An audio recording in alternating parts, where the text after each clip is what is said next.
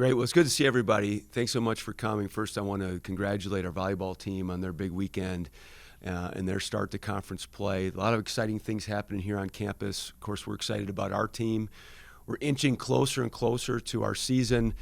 As much time as we can look at on the calendar, it'll be here before we know it. We had a good weekend of practice.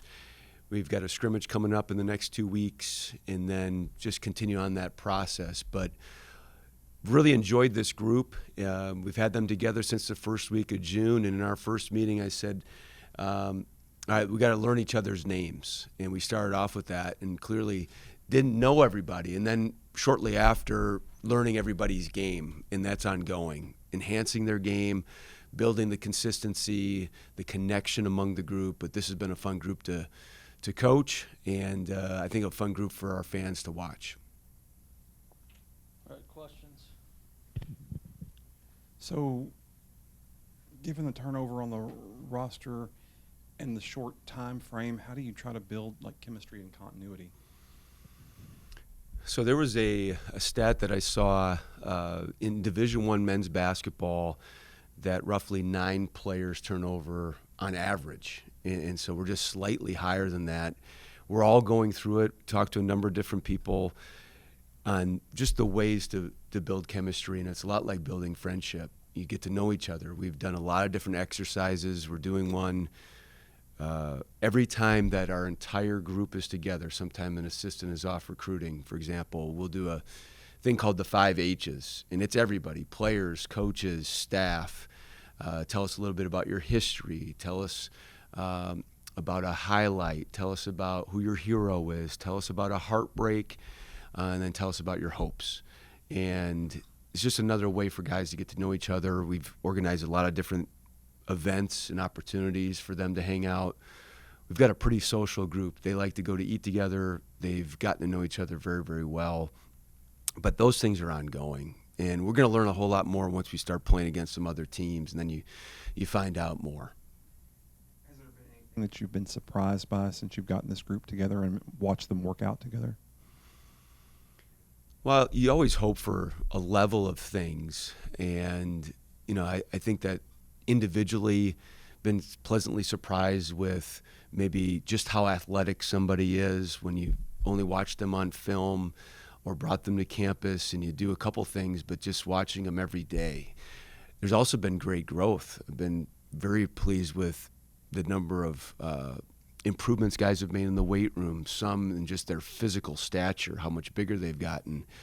But I wouldn't say overly surprised that anything was like, man, I had no idea, but been pleasantly surprised with just some of the things that guys have done repeatedly. Y'all shared on social media here the other day that y'all had a pro day.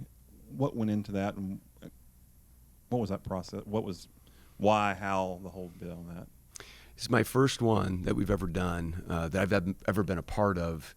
And really what happened is it was an opportunity to provide exposure for our players, but then also something we could point to in recruiting and show that there's great opportunities here to be seen. Arkansas was having their pro day. That was going to be highly attended yesterday.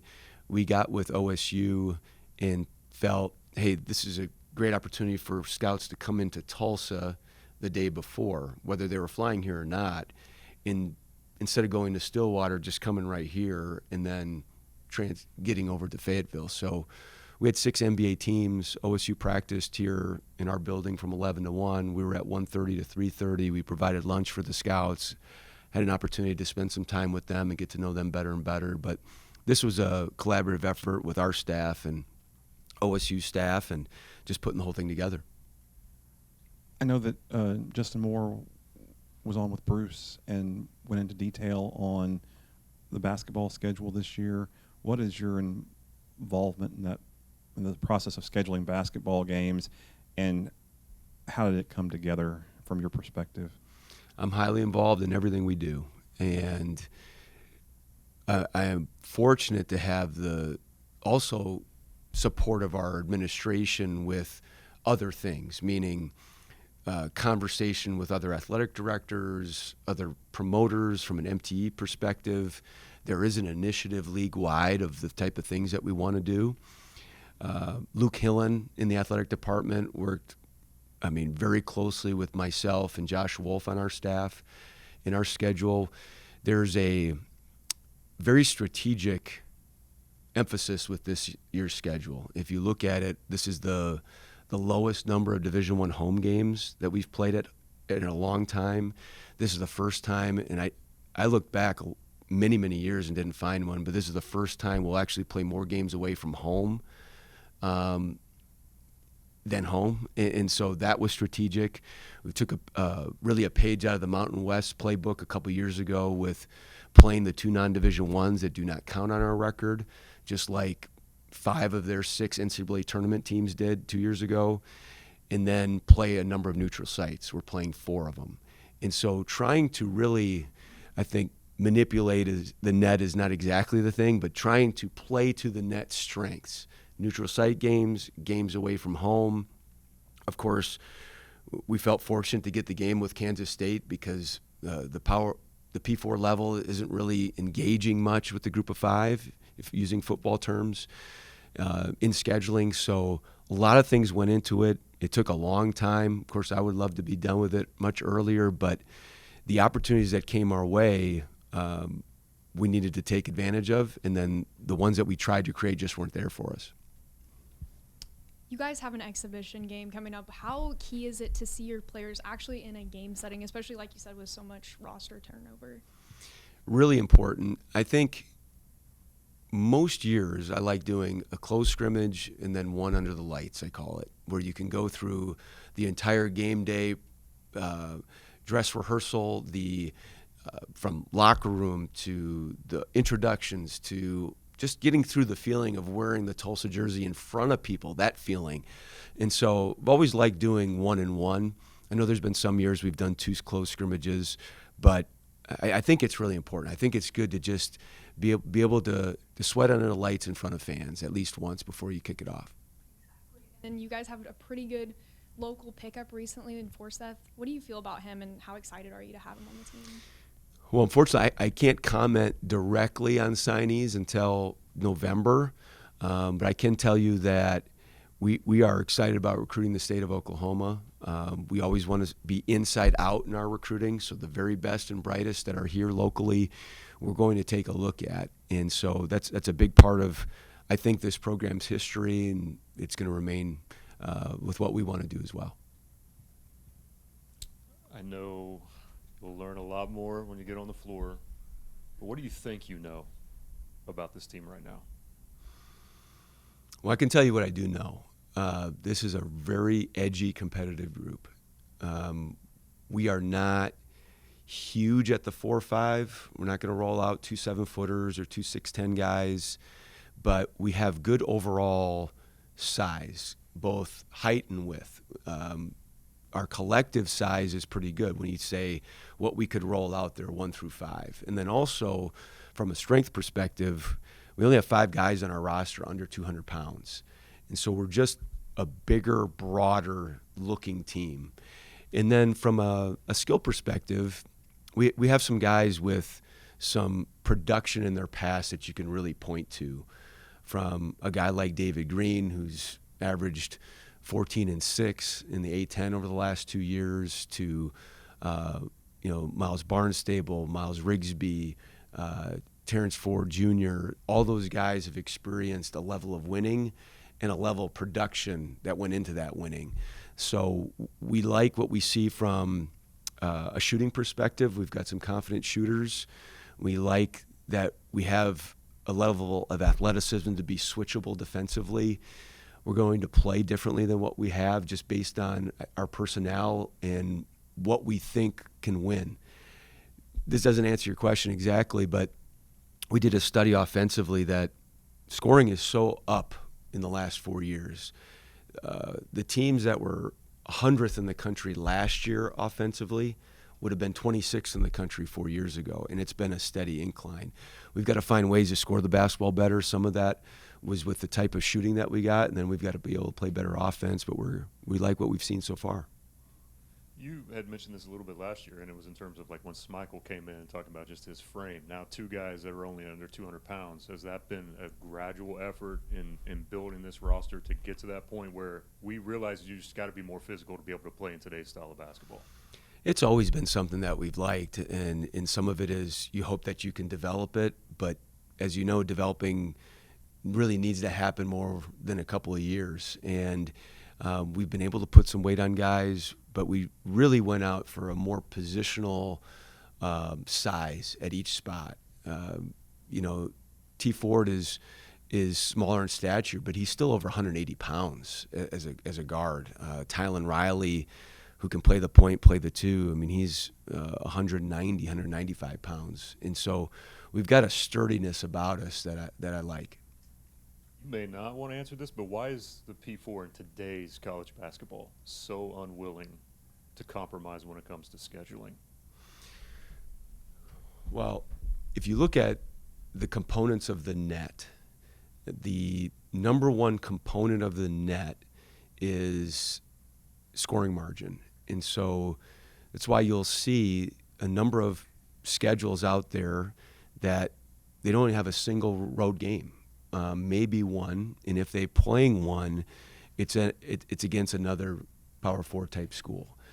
Then the rest are neutral sites, and then the rest are quad fours at home to try to get that scoring margin. And then if any game is close, it's with another quad 1 or 2. And so the net is very specific. Unlike the RPI was just results based, whereas the net has a very much of a analytical base. How much you can beat a team by really matters. With as much emphasis as there is on the net, did they have any understanding or idea how it would impact schools that are not in the non-P4 in terms of scheduling? Or is that just something that maybe they didn't think about long term? It depends who you ask. Depends who you ask on that question. I mean, it's math driven, so I'm quite sure they knew some of the benefits or not to the way that those numbers work. I mean, the fact of the matter is we've got to be able to control what we can control. And so going to Michael's question, looking at the numbers of it all and why we're playing 2 non-Division I games, there's a number of reasons for that. It's to fulfill, we're going to play 4 games at home of Division I games. We're going to play 3 games on the road, and we're going to play 4 neutral site games. That's a 7-to-4 ratio of home to or away to home. That helps our net, and that's why we're doing it. There's really not a manual for kind of how you guys have to go through team building right now at all. It almost feels like you're going back to elementary, which is all right, like write down your favorite things to do and kind of share it with the rest of the class. So who do you reach out to? Are you sharing with a number of other coaches and taking ideas for what they're doing in terms of just building team aspects of getting to know each other? We talk to a lot of people as an entire staff, college, pro, both domestically and internationally, FIBA organizations that are putting groups together very quickly. I've taken a lot from, of course, very dear friends that I respect and how they're doing things at the college level, but I've also talked to a number of people abroad in how we put our roster together, how we structure it through the revenue sharing, how that was done. Had many conversations with some guys over in Europe, a general manager. In fact, he's on speed dial at times, especially in the spring. But I do think that this has always been a people organization, and getting to know people in a organic form, I think, is important. We'll structure some things, but just like the game, so much of it's unscripted. We've tried to go out and recruit some personable guys, some high social guys that are talkative, and I think that's helped. It just happens. It just happens. And so, but then we're also doing some things too to try to get them together. What is it about the European model that kind of can translate over to what you're doing as well with those conversations? Well, they put guys together pretty quickly. They actually have more practice time than NBA teams, but NBA teams, their training camp is so much shorter than it used to be. However, say like the Thunder, they've had a number of guys that have been together a while now. I mean, they know each other very well. In Europe, they're putting teams together very quickly. They're having a number of guys either come up from second division to first division, like happens in college, or they'll bump across or bump down from the NBA or Euro Cup, and then they've got sometimes, a guy from France and Italy and Germany and America, and just how they put those teams together. So I've talked to them about what type of things that they do, and it's interesting to hear their take on it. It's a very professional approach, and that's where we've gone to, but also where we're going. Right now, still there's this feeling of, hey, these are still young men who are now being compensated to go to college. Well, I think there's a shift mentally that's, these are guys that are getting to play college basketball for a living. It's two different things. And so we're trying to really satisfy both in a way, because education is still very, very important. We want to help guys look back on their time at Tulsa and say, man, I'm so glad I went there. Coach, you mentioned your athleticism, and you feel that you're as good athletically maybe as since you've been here. What about depth? It appears like you've got a bunch of players that you can tap on the shoulder. Is this as deep a team as you've ever had here? I think without a question, Bruce. And some of it is we've gone into seasons hoping to play with depth. And I've just looking back and fully unpacking last year, that was one of the most injury-ridden seasons I've been a part of. It's hard to play with depth when guys aren't available. It's hard to practice when guys aren't available. I'm looking for wood to knock on, but we've had a lot of availability, and many times it's said the best ability is availability. We've had a few things this summer, but we've had full practices. We've had at least 12 available for every practice. We've had a lot of competition, and you can tell this is a group that likes to play, and so that's a big part of it. But we're hoping to play with depth. We want to play with great pace. We want to maximize each possession. We want guys to be able to look at their time on the floor as a max effort time. And a lot of coaches, of course, will say, at the moment of truth, you only want 8 players, or you want fewer players, or they talk about reducing your number of players you rely on. Is that hard for you right now with 12, 14, whatever it is? You think that can be efficient for you? So I think that there could be great power in there's been a shift. I spent some time, I spoke with Rick Carlisle this offseason, and he made a comment on a podcast that the NBA has become a play hard league, that it's shifted now, the way that the second apron and the contracts are structured, and they totally leaned into great depth and playing with great speed, even throughout the playoffs. So we're looking at, from full court pressure to offensive rebounding to a transition play, how can we maximize our roster? How can we play with a number of possessions that is good for us? And then how can we play a number of guys so that if we do have an injury here or there, we have some guys that have already been in games? And then recruiting-wise, you've had, if you will, dipping higher to get guys that haven't had much time at the P4, quote, P4 type schools. P.J. Haggerty, a perfect example of a guy that came down and really helped you. But then you've had some guys that didn't play so well. Then you've got the Dewan Odoms that you so-called went down to get a recruit, out of the portal, and he was very successful. And then, some failures probably in that direction as well. How do you figure out what's the best approach, or is it a person-by-person kind of, scenario, or what? So I could go into our history here. I mean, after our first season, when we needed to go out and sign a number of players, the rules were different. There was still just the one-time transfer waiver. The second-time transfer would have required a sit-out year. And so that particular year, we felt like, and of course with a number of other factors, hey, let's go out and find some young, talented guys that we can grow with. That will be accepted into school, will be able to earn a Tulsa degree, that are younger, that can make up those credits. As the second-time waiver has shifted things, there's become more opportunity to find players that maybe have had some more production, and then it's all based on recruiting, availability. Of course, financial components are now considered highly across college sports, and we've done a little bit of both this year. Of course, a guy like David Green, we had a very specific relationship with from our time at Louisiana Tech. It wasn't known that he had a waiver right away for an injury that he had previously.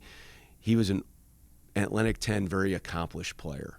But we've also, from Miles Barnstable, Miles Rigsby, Terrence Ford, those guys have played a lot in the Sun Belt and the Summit League. And then to go to your question, anytime a guy is coming, what you could say, up to the American, we've really dialed into, okay, what is their level of athleticism? What's their level of strength? Is it going to be able to translate? You alluded to DeJuan. DeJuan started his career at Xavier. He was a great athlete, very productive at Georgia State. We thought it would translate, and he did.